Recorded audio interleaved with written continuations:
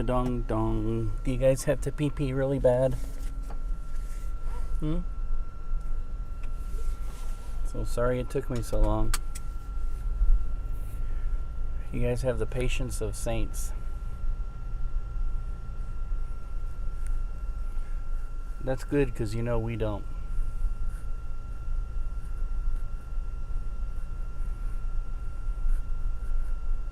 Dogs are like, that's for sure.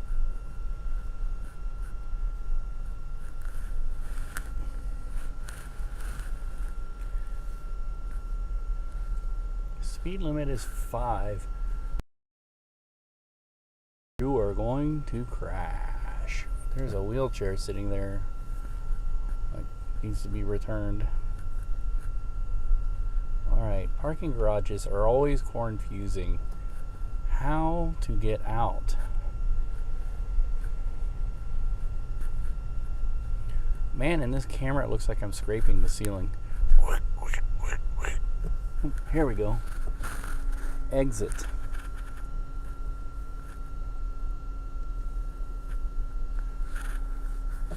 I am so immature. When I visited Germany, I kept seeing the word F-A-H-R-T everywhere. Like, when you're on the train, there's the word F-A-H-R-T. And of course, every time I see it, I'd giggle. But it means like way or passage or exit.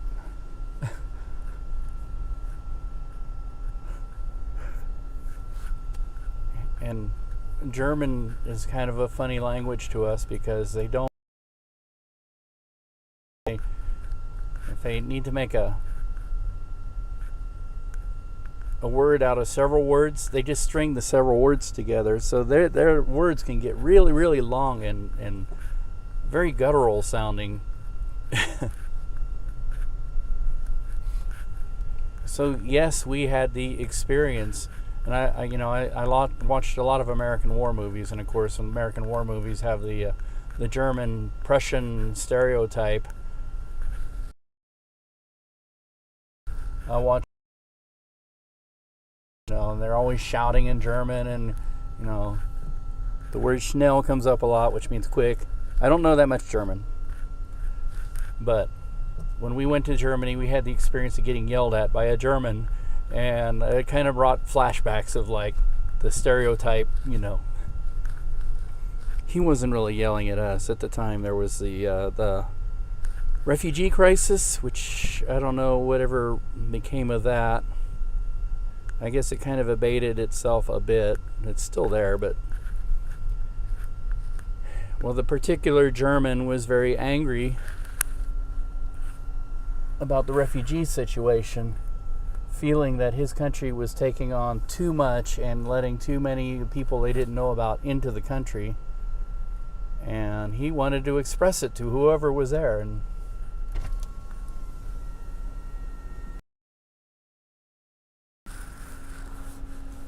hello. Ooh.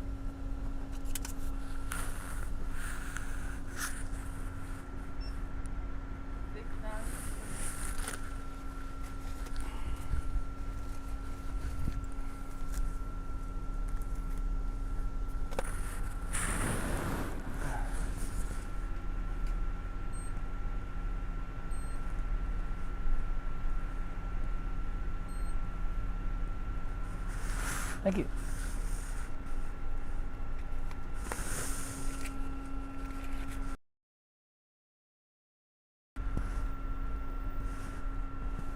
Man, I think it's kind of funny in the parking garage. You have to pay to get out. I wonder what happens if you don't. They just don't let you out, I guess. Anyway, he was angry about the, I was continuing on with my rambling. I am, of course, rambling on the fact that I am tired. But yeah, he was yelling, not really at us, but about a situation to us in German, like we understood a word he was saying. All we could hear was like this very, very angry German speaking this war movie language at us, and agitated tone of voice.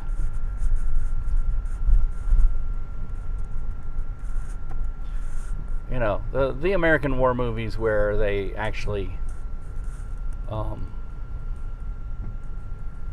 used German for the German characters. Most American war movies, they used Americans with hokey German accents. And then, in some of the action scenes where the Germans were being attacked, of course, by the quote-unquote good guys, which was us. And I guess we're on the right side of history on that one. Yeah, we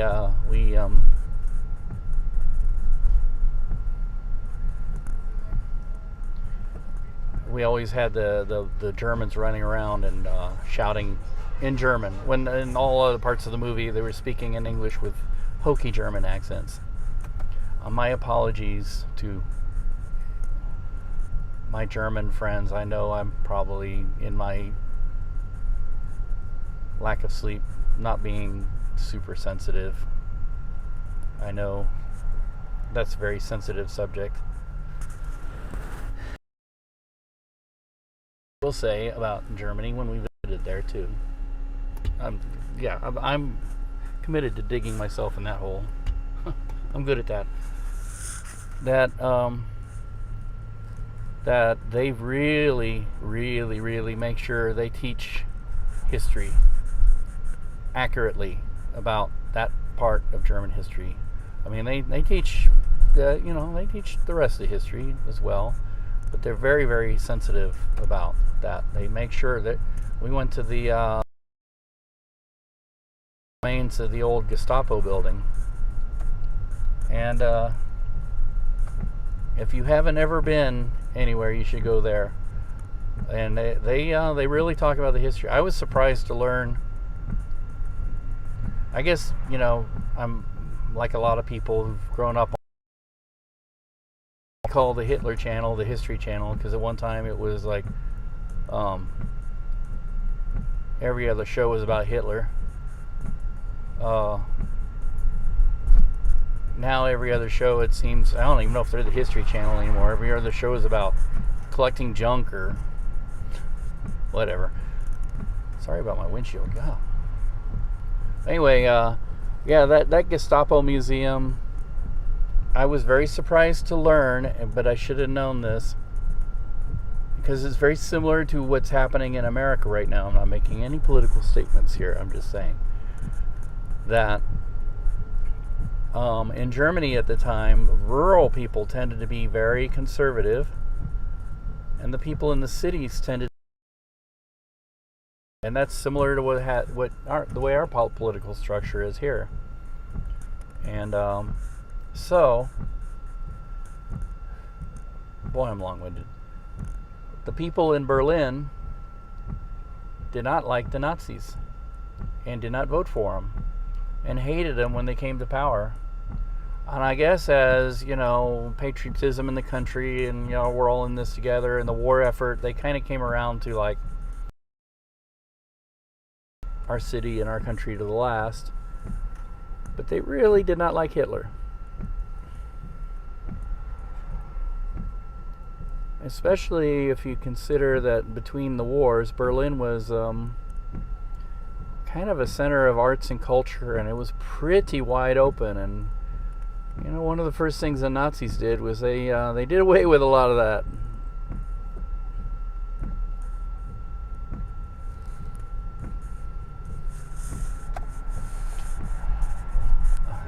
No, I'm not super fascinated by Nazis. I have met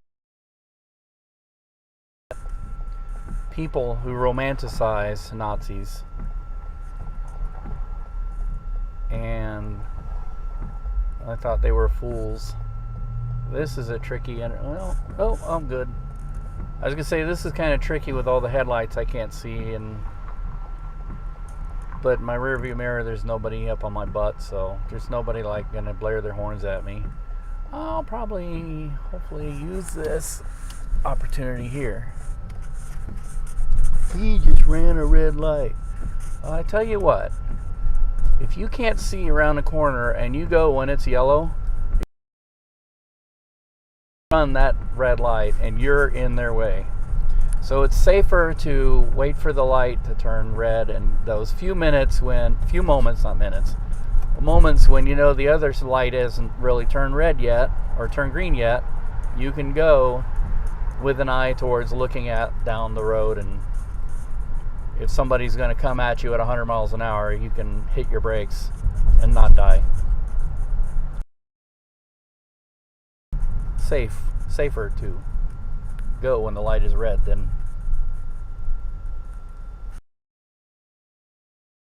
Kansas City's got a lot of iffy intersections that probably should have the green arrow. I think maybe that one did, and it just changed on me. I don't know. They're working to change that. I see a lot more intersections where you can't go unless there's an arrow. But that wasn't one of them. And another thing that happened to me was, yes, I was hit by a car. So going into the hospital to visit my friend, some ugly memories. I told my friend this one thing though, because you know they have that little bottle that you pee in. I said, the most important thing when you wake up in the morning is that when they give you orange juice, make sure to drink out of the right bottle.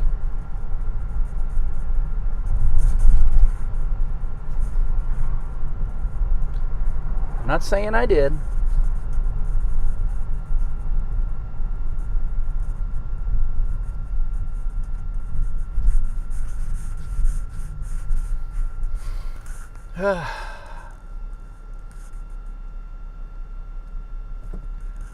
Yesterday, when I was driving home last night, I estimated how far southern Missouri is from Kansas City. It's actually 3.5 hours away, but we left late enough. We got home around midnight, after midnight, after 3 stops.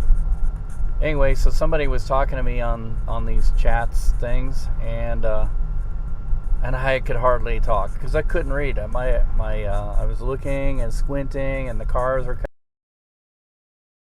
against the, like when it hits the headlights, it's like white on white, so I could barely see, so I was sort of responding to what he was saying, but now when I'm obviously Mr. Lonely and talking to myself, I sure wish somebody would talk back, but that's okay.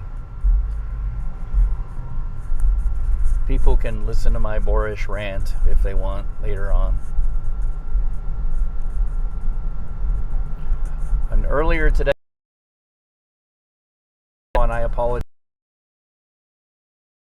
That's not trying to play for attention to turn off. So at least with this, you could possibly just turn me off if you don't want to hear it and admire what the city of Kansas City looks like in beautiful spring weather. Now, I know, yes, I know. We're supposed to be doing this when there's tornadoes around. But I'm probably will be forever because I don't trust technology testing the application. And I think right now what I'm trying to find out is what are my limits as far as what can I use up, because my phone company keeps yelling at me that I'm a blah blah blah, and all they seem to do is they just say, we're going to put the brakes on you, wag their finger. And I think they do at certain times, and I think one of the things they've done now is they may have turned off my hotspot, because I can't get the YOLO box to work. And right now I'm using my iPhone. iPhone, by the way, has a beautiful camera. It's got 3 beautiful cameras facing forward and 1 facing back, and they all work great. However, as you know, when you're using your phone as a hotspot and it's up on the dashboard and you have a heater running in this winter and the solar greenhouse of the windshield, when the weather gets warmer, your iPhone won't last very long. It'll overheat and die, and there goes your internet and everything. Tornado, and you're right there, and you're like, I see rotation on the radar.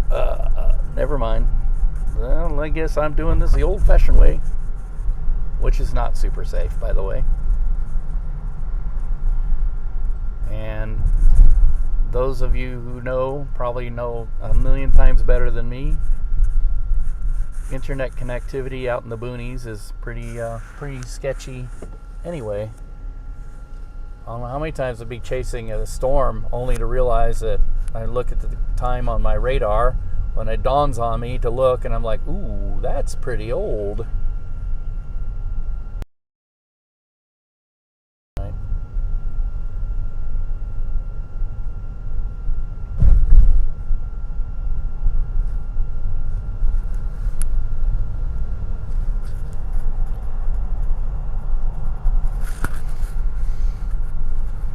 And yeah, I used to rock what I can't even remember the name of it is now. GR level something. How good I am. And I used to do it on an old iMac. Yeah, when it was an iMac, not an iPurse. I don't know if you remember those things that were shaped like strawberries but weighed about a ton. Or they were, I don't know, they looked like a purse because they had a handle. They looked like, a lot like a purse. Actually, I thought they were kind of cute at first, but then I was like, I got one, and then I was like, I'm gonna send it back and get the titanium. That's how old my computer was. And I still have that computer, the titanium, back when that was the super computer of the day. And then it was like, oh yeah, but this whiz-bang radar software you want to use only works with PCs. And the most really politically incorrect thing I'm going to say is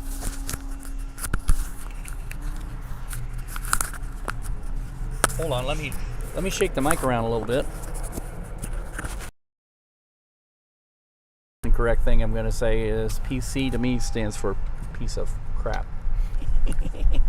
But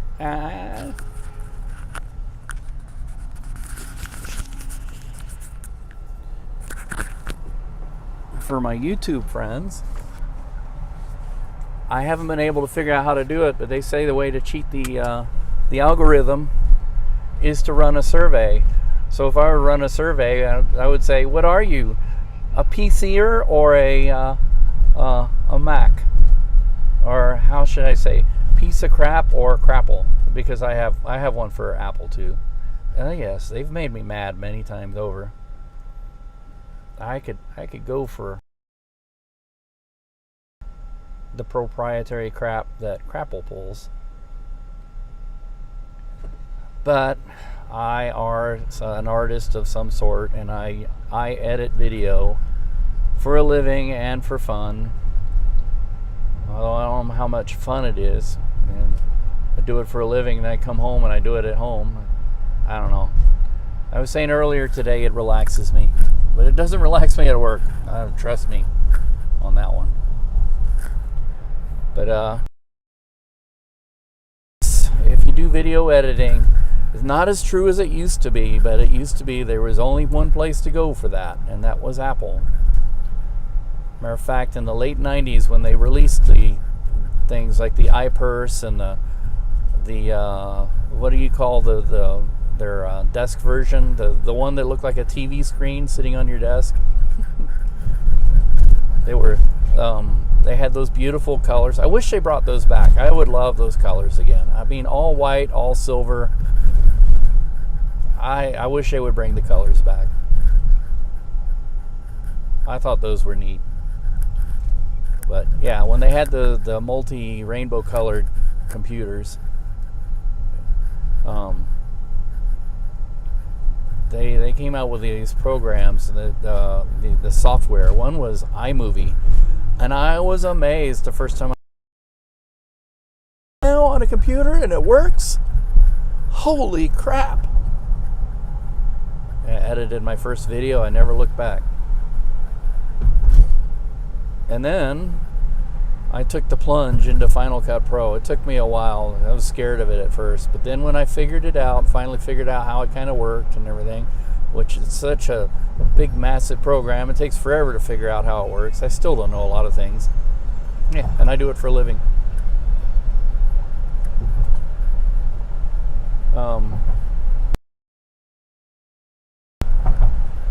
Well, when I got over that hump, then I never looked back at iMovie. Actually, I did use iMovie a few times for some other things. There were some rendering things that iMovie was good at that I was like, yeah.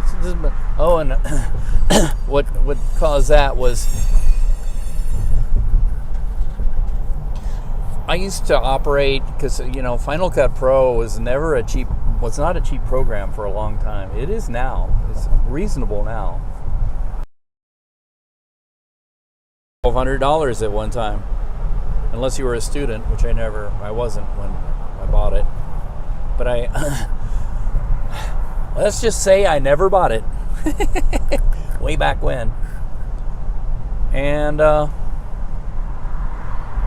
in those days when they got wise to me and the license ran out and everything, yada yada yada, I had to fall back on iMovie and kind of fell in love with iMovie again until I ran up against the limitations of iMovie and was figuring out how I could get iMovie Pro, Final Cut Pro back.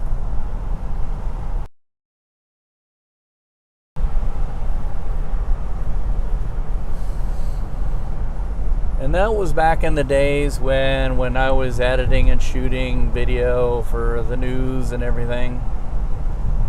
That was back in the days when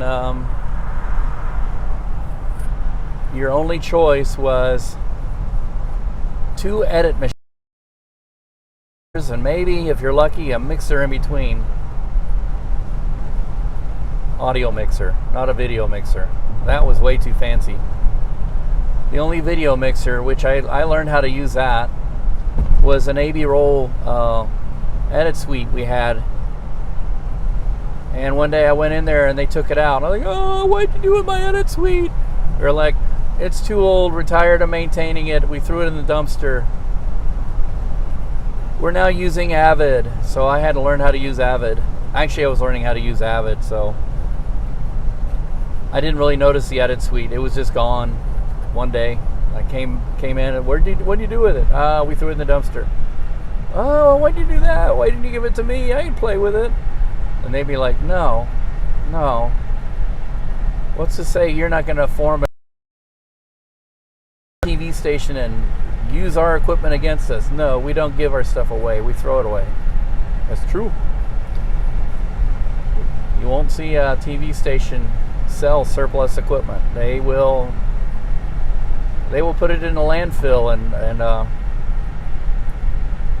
well, I don't know if they'll go to the extremes that the U.S. government does. The U.S. government, when they put stuff in a landfill they don't want anybody to have, they make sure they run over about 1 million times with a bulldozer until it's in a billion tiny pieces. That's your tax dollars at work. And sometimes the stuff they put in there has barely been used. There you go, I'm getting political again.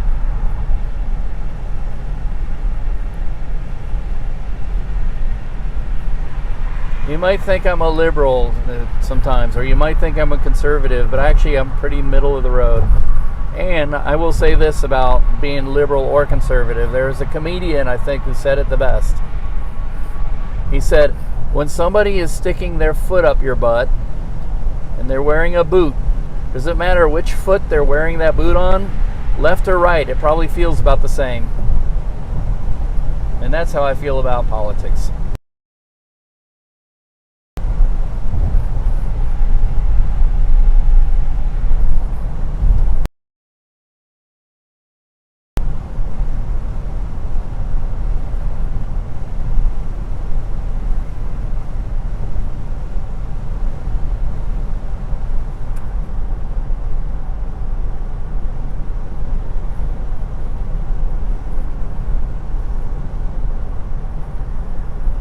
I have been 66 and we were live streaming Blue Skies which a couple of people actually got in contact with me and said, saw your stream, we actually kind of like it. Thanks for the blue sky chase. Yeah, you can probably give me that nickname. I'm the blue sky chaser. Anybody can catch a tornado. I'm after the blue skies. But yeah, well, all this stuff was happening in southeast of me, barely southeast. I was down in southern Missouri yesterday. We were trying to take the kiddos to Route 66 and have a day out and enjoy, and the beer influenza epidemic. And so I guess what I'm being long-winded about is I haven't had much of a chance to look and see what happened. I hope it wasn't as bad as the other day with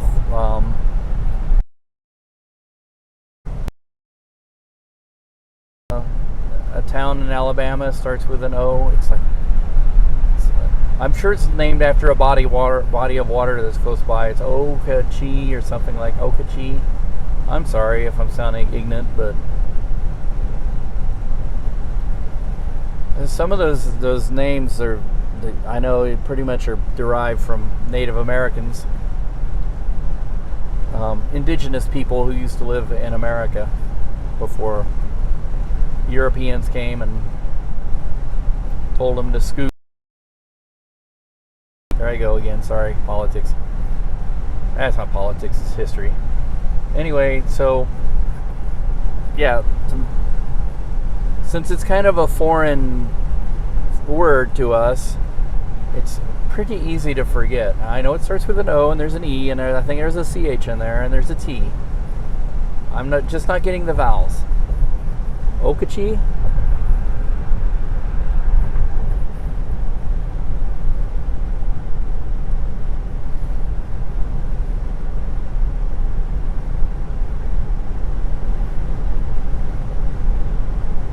It seems like there's a lot of places named like that in Mississippi, Alabama, Georgia, Florida.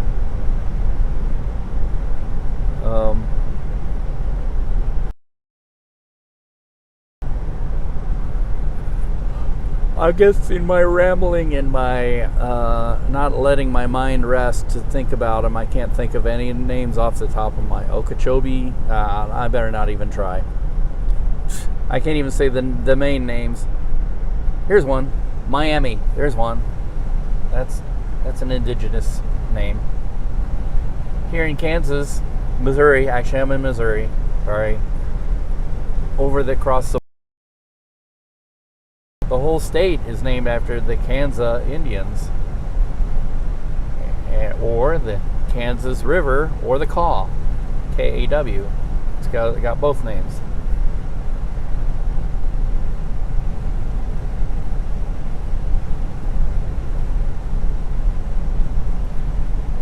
Now on Route 66, there's a town called, I'm going to spell it out, M-I-A-M-I. Now we pronounce that, because of Florida, Miami. If I spelled it right, duh. But the pronunciation of that town is Miami. I'm not sure if that's the proper way to pronounce it, or if there is a... Here in Missouri, we have some funny town names like Versailles, which everybody in the world pronounce Versailles, which is named after a French place where King Louis has a huge palace, and also where the treaty that ended World War I, which was actually more of a, not a end of the war, but more of a a truce, a 20-year truce until World War I.5 happened, which was World War II. But anyway, they all call it Versailles. Here in Missouri, we call it Versailles. And there's always an argument. I say Missouri, but I'm not originally from Missouri. And a lot of people in Missouri call it Missouri. And I guess Harry Truman, who's from Independence, Missouri, pronounced it. Told me on that. I have to watch some old films on him because he would say it. So I don't know. I have to do my homework and go watch YouTube and see if I can find Truman saying, is it Missouri or Missouri? In the wintertime, we just all call it misery. Because, you know the quote, it's a dry heat, or it may be really cold outside, but at least the wind's not blowing. That's not true here in Missouri. We have 1,000,000% humidity all the time.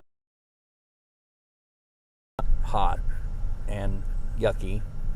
And in the wintertime, it can be like 50 degrees, like it's 50 degrees right now, and a lot of times the wind will be blowing, and it'll be like, oh, why is it so cold? It's only 50 degrees. Well, because of all the moisture that's in the air and the wind. Anyways, I got to end this here. Thanks for listening to me ramble.